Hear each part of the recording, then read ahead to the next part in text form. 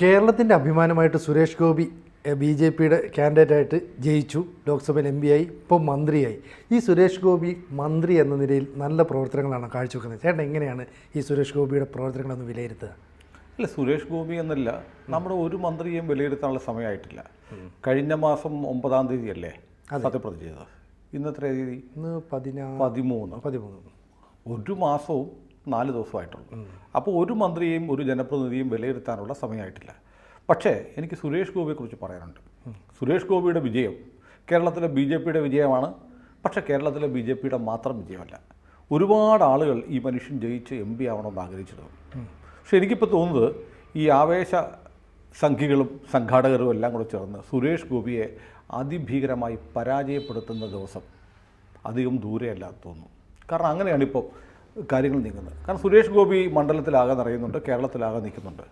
പക്ഷേ സമീപകാലത്ത് ഞാൻ കാണുന്ന ചിത്രങ്ങൾ പറഞ്ഞാൽ സുരേഷ് ഗോപി എല്ലായിടത്തും ഓടിയെത്തുന്നുണ്ട്. പക്ഷേ അദ്ദേഹം ചില ക്ഷേത്രങ്ങളിലൊക്കെ പോകുന്നത് വലിയ സോഷ്യൽ മീഡിയയിൽ കവറേജ് കിട്ടുന്നുണ്ട്.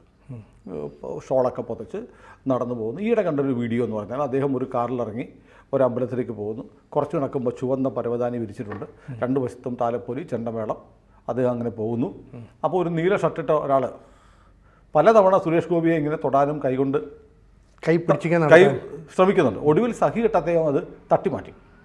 പക്ഷെ അതിൻ്റെ ആ പ്രൊലോങ്ഡ് ആയിട്ടുള്ള വീഡിയോ കട്ട് ചെയ്ത് എഡിറ്റ് ചെയ്ത് ഒരാൾ പിടിക്കാൻ വരുന്നു, തട്ടി മാറ്റുന്നു എന്ന തരത്തിൽ അത് എഡിറ്റ് ചെയ്ത് വ്യാപകമായി പ്രചരിപ്പിക്കപ്പെട്ടു. അത് വീണ്ടും അടുപ്പിച്ച് കാണിച്ചിട്ട് അല്ലേ അന്നേരം പ്രചരിപ്പിക്കപ്പെട്ടു. എന്നിട്ട് പറഞ്ഞത് തമ്പ്രാൻ എഴുന്നള്ളുന്നു, കറുത്ത നിറമുള്ള ഒരാൾ ജയിപ്പിക്കാൻ വേണ്ടി അത്യധ്വാനം ചെയ്ത ഒരാൾ വന്നപ്പോൾ തട്ടി മാറ്റി, തീണ്ടലാണ് എന്നൊക്കെ പറഞ്ഞു. അങ്ങനെയല്ല, വീഡിയോ മുഴുവൻ കണ്ടറിയാം. ഈ ഒരു ആവശ്യമില്ലാതെ ഈ മനുഷ്യൻ ആർക്കൊക്കെയോ എന്തൊക്കെയോ നിർദ്ദേശങ്ങളൊക്കെ കൊടുക്കുന്ന പോലെ അഭിനയിക്കുകയാണ്. ചിലരുണ്ടല്ലോ ഈ സംഘാടനത്തിൻ്റെ മുഴുവൻ ഭാരവും തൻ്റെ തലയിലാണെന്ന് കാണിക്കാനുള്ള ചില ആളുകളുടെ പ്രവണത എല്ലാ പരിപാടിക്കുണ്ട്. അങ്ങനെ അനാവശ്യമായി ഈ മനുഷ്യൻ ഇങ്ങനെ നിരന്തരം ചെയ്യുമ്പോൾ 2-3 പ്രാവശ്യം സുരേഷ് ഗോപി പറയുന്നുണ്ട്, മാറി നിൽക്കുക, അങ്ങനെ വേണ്ട, ഇങ്ങനെ കുറേ അംഗവിക്ഷേപങ്ങളൊക്കെ കാണിക്കുന്നുണ്ട്. ഒരാൾ മൈൻഡ് ചെയ്യുന്നില്ല. അപ്പോൾ കണ്ടു നിൽക്കുന്നവർക്ക് എല്ലാം ഇയാളുടെ തലയിൽ കൂടെ പോകുന്നതെന്ന് തോന്നും. അദ്ദേഹം ഒരുപക്ഷെ സുരേഷ് ഗോപിയുടെ ആരാധനയുള്ള ആളാവാം, സുരേഷ് ഗോപിക്ക് വേണ്ടി കഠിനാധ്വാനം ചെയ്ത ആളാവാം.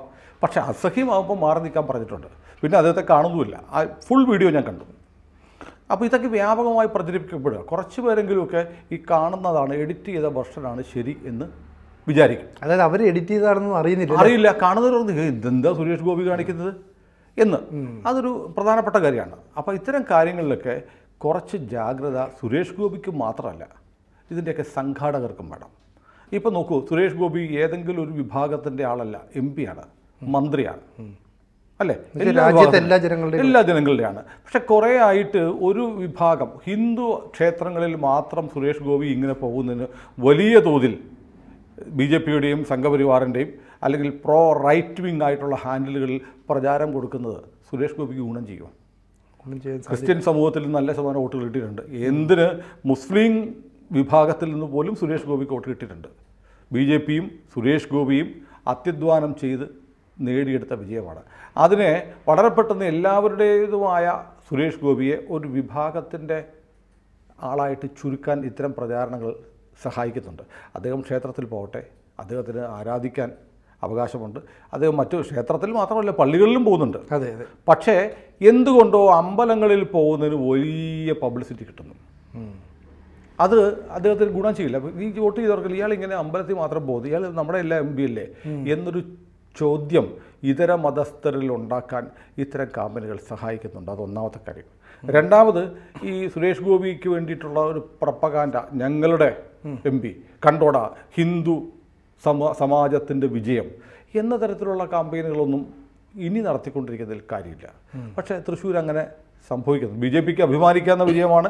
ചരിത്രത്തിൽ ആദ്യമായി കേരളത്തിൽ നിന്നൊരു എം.പി ഉണ്ടാവുന്നു, അദ്ദേഹം പാർലമെൻറ്റിലെത്തുന്നു, മന്ത്രിയാവുന്നു. ഇതൊക്കെ ബി.ജെ.പിയുടെ അഭിമാനകരമായ നേട്ടം തന്നെയാണ്. പക്ഷേ അതിന് ബി.ജെ.പി ഞങ്ങളുടെ അല്ലെങ്കിൽ ഹിന്ദുക്കളുടെ വിജയം എന്ന തരത്തിൽ അറിയാതെയാണെങ്കിലും വ്യാഖ്യാനിക്കാൻ പറ്റുന്ന തരത്തിലുള്ള പ്രവർത്തനങ്ങൾ നടക്കുന്നുണ്ട് എന്നത് സുരേഷ് ഗോപിയും ബി.ജെ.പിയും ശ്രദ്ധിക്കേണ്ടതുണ്ട്. ഇത് വലിയ തോതിൽ സുരേഷ് ഗോപിക്ക് കിട്ടിയിരിക്കുന്ന പൊതു സ്വീകാര്യതയെ ലഘൂകരിക്കാനും നെഗറ്റീവാക്കാനും സഹായിക്കുന്ന തരത്തിലുള്ള പ്രവർത്തനങ്ങൾ ഇപ്പോൾ നടക്കുന്നുണ്ട്. കാരണം സുരേഷ് ഗോപി ജയിച്ചത് തൃശ്ശൂരുകാരുടെ മുഴുവൻ പൊതു മനസ്സിൻ്റെ ഭാഗമായിട്ടാണ്. ബി.ജെ.പിക്കുള്ള പങ്ക് തള്ളിക്കൊണ്ടല്ല പറയുന്നത്. പ്ലസ് BJP വോട്ട് പ്ലസ് അല്ലാത്ത സുരേഷ് ഗോപിയുടെ പേഴ്സണൽ വോട്ട് അല്ലെങ്കിൽ അദ്ദേഹത്തെ പോലെയുള്ള നല്ല ഒരാൾ ജയിച്ചു വരണമെന്നുള്ള ആഗ്രഹത്തിൻ്റെ പ്രതിഫലനം കൂടിയായിരുന്നു സുരേഷ് ഗോപിയുടെ വിജയം. അപ്പോൾ ഈ കരുതിക്കൂട്ടി ചിലരുടെ ഒരു ഇടുങ്ങിയ മനസ്സുള്ള ആളുകൾ പ്രചരിപ്പിക്കുന്നതാണെന്ന് തോന്നുന്നു. ആയിരിക്കാം, പക്ഷെ അതിന് നമ്മളിതിന് അവസരം ഉണ്ടാക്കി കൊടുക്കുന്നത്. നമ്മളതിന് നോക്കൂ, സമീപകാലത്ത് സുരേഷ് ഗോപി ഒരുപാട് ക്ഷേത്രങ്ങളിൽ പോയിട്ടുണ്ട്. അതെ അതെ, ക്രിസ്ത്യൻ പള്ളികളിലും ലൂർദ് പള്ളിയിലൊക്കെ പോയിട്ടുണ്ട്. അദ്ദേഹത്തിൻ്റെ പുതിയ ഒരു പദ്ധതി തന്നെ വരുന്നത് ലൂർദ് പള്ളിയെ കൂടെ കണക്ട് ചെയ്തിട്ടുള്ള ഒരു പിൽഗ്രിം സർക്യൂട്ട് ഉൾപ്പെടെയുള്ള പ്ലാൻ ചെയ്യുന്നുണ്ട്. അതേ എല്ലാ മതസ്ഥരുമായി ബന്ധപ്പെട്ടുള്ള കാര്യങ്ങളാണ് പ്ലാൻ ചെയ്യുന്നത്. പക്ഷേ അതിൽ നിന്ന് ചിലതിനെയൊക്കെ അടർത്തിയെടുത്ത് നടത്താനുള്ള ശ്രമം നടക്കുന്നുണ്ട്. അതിന് അറിയാതെ അദ്ദേഹം ദേവാലയങ്ങളിലൊക്കെ പോകുന്നതിന് വലിയ പബ്ലിസിറ്റി BJP അല്ലെങ്കിൽ പ്രോ സംഘപരിവാർ ഹാൻഡിലുകളിൽ കൊടുക്കുന്നത് അവസാനിപ്പിക്കേണ്ട സമയമായിരിക്കുന്നു. കാരണം കഴിഞ്ഞ ദിവസം പ്രധാനമന്ത്രിയെ കാണാനായിട്ട് ക്രൈസ്തവ സമുദായത്തിലെ ഒന്നിലധികം മത മേലധ്യക്ഷന്മാർ പോയി. അപ്പോൾ അവരുടെ കൂടെ സുരേഷ് ഗോപിയും കൂടെ വിളിച്ചിരുത്തിയാണ് പ്രധാനമന്ത്രി ഫോട്ടോ എടുത്തത്. അപ്പോൾ അത്തരം കാര്യങ്ങൾ കുറച്ചുകൂടി അദ്ദേഹം തന്നെ ശ്രദ്ധിക്കണം അല്ലേ? അദ്ദേഹം തന്നെ ശ്രദ്ധിക്കണം. സുരേഷ് ഗോപിയെ സംബന്ധിച്ച് അദ്ദേഹം ഇപ്പോഴും ഒരു പൊളിറ്റീഷ്യൻ അല്ല. അദ്ദേഹം ഒരു ശുദ്ധാത്മാവാണ്. ചിലപ്പോൾ ദേഷ്യപ്പെടും, പൊട്ടിച്ചിരിക്കും, സങ്കടം വന്നാൽ കരയും, ഇങ്ങനെയൊക്കെ ചെയ്യുന്നൊരു സാധുവൻ സീസൺ പൊളിറ്റീഷ്യൻ അല്ല സുരേഷ് ഗോപി. അതുകൊണ്ട് തന്നെ അദ്ദേഹത്തിൻ്റെ പെട്ടെന്നുണ്ടാകുന്ന വികാര പ്രകടനങ്ങൾ, കാരണം നോക്കൂ, അദ്ദേഹത്തിന് കേരളത്തിലെ 20 എംപിമാരില്ലേ? അതെ, ഇതിനു മുമ്പ് നമുക്ക് കേന്ദ്രമന്ത്രിമാരുണ്ടായിരുന്നു. സുരേഷ് ഗോപിയുടെ പിന്നാലെയാണ് ചാനൽ ക്യാമറകൾ മുഴുവൻ.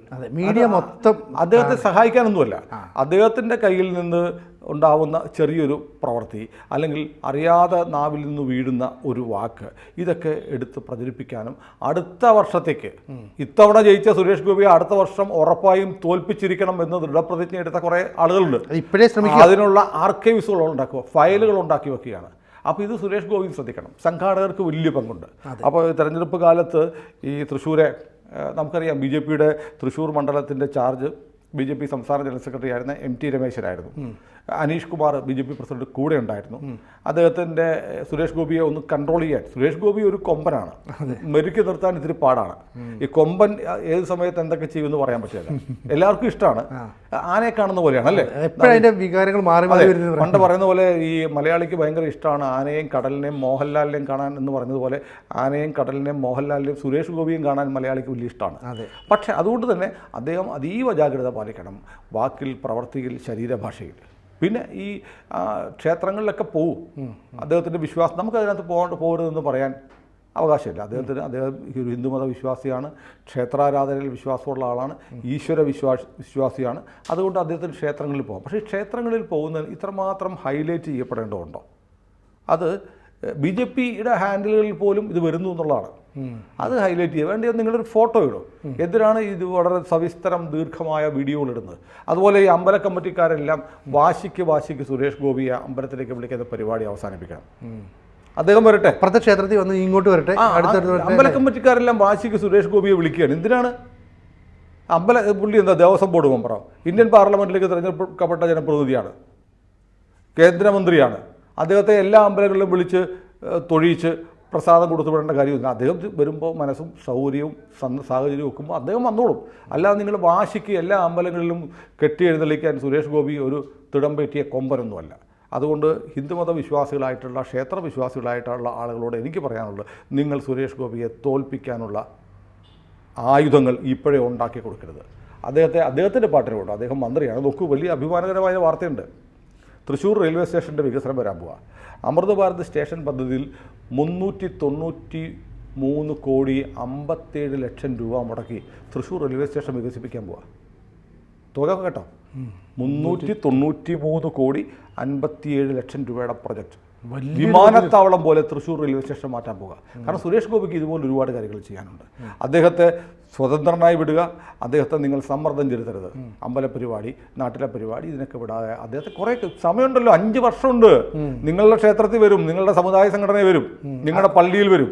വികസന കാഴ്ചപ്പാട് തൃശ്ശൂർ മേയർ തൃശ്ശൂർ മേയർ ഉൾപ്പെടെയുള്ള ആളുകൾ രാഷ്ട്രീയത്തിന് അതീതമായി അദ്ദേഹത്തെ സപ്പോർട്ട് ചെയ്യുന്നു. പക്ഷേ തോറ്റുപോയ ആളുകളോ ഇപ്പോഴും സുനിൽകുമാറിൻ്റെ ചുരുക്ക് തീർന്നില്ല. ഇപ്പോൾ സുനിൽകുമാർ ഇപ്പോൾ പറഞ്ഞ സ്റ്റേറ്റ്മെൻറ്റ്, ലോകവിഡിത്തം എന്ന് പറയുന്നൊരു സ്റ്റേറ്റ്മെൻറ്റ് ഇപ്പോൾ വന്നിട്ടുണ്ട്. ഒരു കമ്മ്യൂണിസ്റ്റ് പാർട്ടിയുടെ നേതാവിൻ്റെ ഭാഗത്തുനിന്ന് ഉണ്ടാവാൻ പാടില്ലാത്ത സ്റ്റേറ്റ്മെൻറ്റ്. VS സുനിൽകുമാറിനെ പോലെ ബഹുമാന്യനായ ആദരണീയനായ ഒരു നേതാവ് വെറുതെ പറയാൻ പാടില്ല. അദ്ദേഹം പറയുകയാണ്, കോടിക്കണക്കിന് രൂപ GPay വഴി സുരേഷ് ഗോപിക്ക് വേണ്ടി അയച്ചു കൊടുത്തിട്ടുണ്ട്, അങ്ങനെയാണ് വോട്ട് മറിച്ചതെന്ന്. സുരേഷ് ഗോപിക്ക് വേണ്ടി വോട്ട് മറിക്കാൻ വോട്ടർമാർക്ക് ജിപേ വഴി പൈസ അയച്ചു കൊടുത്തു. അപ്പോൾ എന്തൊക്കെയെങ്കിലുമൊക്കെ പറഞ്ഞ് നട്ടാൽ കുരുക്കാത്ത നുണകൾ പറഞ്ഞ് ഈ മനുഷ്യനെ ടാർണിഷ് ചെയ്യാൻ ആളുകൾ ഇരിക്കുമ്പോൾ അദ്ദേഹത്തെ സ്നേഹിക്കുന്ന ആളുകൾ, ആവേശസംഖികൾ, ഹിന്ദുമത വിശ്വാസികൾ, ക്രിസ്ത്യൻ സഹോദരങ്ങൾ ഇവരൊക്കെ ശ്രദ്ധിക്കണം. അദ്ദേഹത്തെ ഒരു മതത്തിൻ്റെ ഏതെങ്കിലും ഒരു ആരാധനാലയത്തിൻ്റെ വ്യക്തമാക്കി മാറ്റിക്കൊണ്ടു പോകരുത്. അത് മാത്രമല്ല, ഇദ്ദേഹത്തിൻ്റെ ഈ ക്ഷേത്രത്തിൽ പോകുന്നതൊക്കെ സ്വകാര്യ സന്ദർശനമാണ് അല്ലേ, അതൊക്കെ വാർത്തയാക്കി അതിൻ്റെയൊക്കെ വീഡിയോ പ്രചരിപ്പിക്കുന്ന പരിപാടിയൊക്കെ നിങ്ങൾ ദയവായി അവസാനിപ്പിക്കണം. സുരേഷ് ഗോപിയെ വെറുതെ വിടുമോ? അദ്ദേഹം പ്രവർത്തിക്കട്ടെ നാടിന് വേണ്ടി. അത് മന്ത്രി എന്ന നിലയിൽ ഈ നാടിന് ഒരുപാട് കാര്യങ്ങൾ ചെയ്യാൻ കഴിയുന്ന ആളാണ്, അതിനുള്ള മനസ്സുള്ള ആളാണ്. അദ്ദേഹം അത് ചെയ്യുകയും ചെയ്യും. അദ്ദേഹത്തെ നിങ്ങളിങ്ങനെ ഏതെങ്കിലുമൊക്കെ ഒരു സെഗ്മെൻറ്റിൽ ഒതുക്കി, ഏതെങ്കിലുമൊക്കെ കുപ്പികളിൽ ഒതുക്കി അദ്ദേഹത്തെ പരാജയപ്പെടുത്തരുത്. അങ്ങനെ തോൽക്കാൻ സുരേഷ് ഗോപിയും നിന്നു കൊടുക്കരുത്. നാടിന് സുരേഷ് ഗോപിയെ വേണം. നാട്ടുകാരെ, നിങ്ങൾ സുരേഷ് ഗോപിയെ വെറുതെ വിടണം. കൂടുതൽ വാർത്തകളും വിശേഷങ്ങളും നിങ്ങളിലേക്ക് എത്താൻ ABC മലയാളം സബ്സ്ക്രൈബ് ചെയ്യുക, ബെൽബട്ടനും അമർത്തുക.